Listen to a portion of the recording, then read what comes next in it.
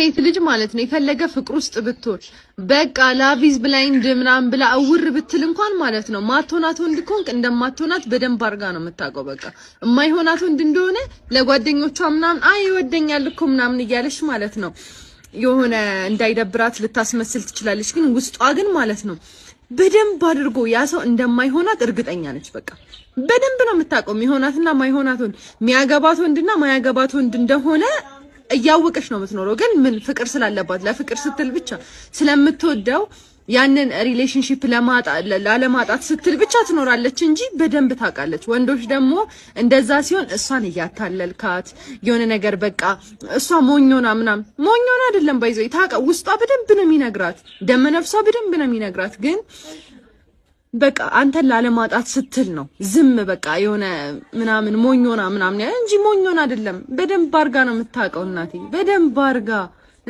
በቃ ጥሩ አይሁን አንተ ምን አይነት ሰው እንደሆንክ በደንብ አርጋ ታውቃለች።